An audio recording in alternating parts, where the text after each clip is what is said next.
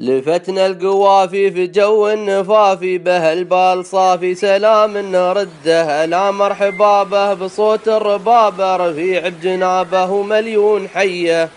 ودوم الصريدي على ما نحيدي وشامخ بعيدي بقصيد يعده قصيد لفانا ونور سمانا والله حبانا نرد التحيه لفينا صلاله وبهالحال حاله وقلب السماله رذاذ يوده وجو خريفي على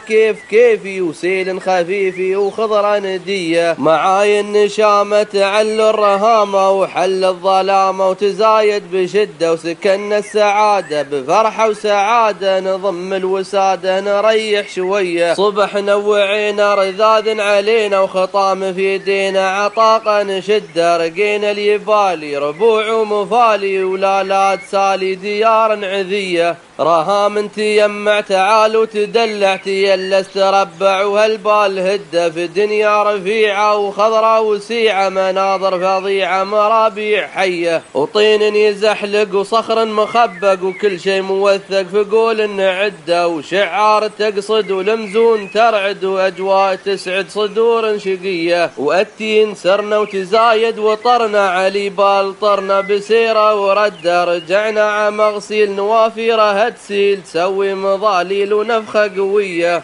وفي قبر أيوب له الدرب محجوب وخطرات الدروب بنزله وصعده وعمران قبره بطوله وكبره مواعظ وعبره لنفس ردية وحالات المشاكيك صيخين تكفي خضرة حواليك وتشرب مرنده وناري لينعش وموزن يعرش وفي فاي يطرش فواكه هنية وبها مهرجاني لمن سار عاني وترفيه ثاني ولا شي قده وشرينا من البان وحلوها العمان وكم خيزران النباها هدية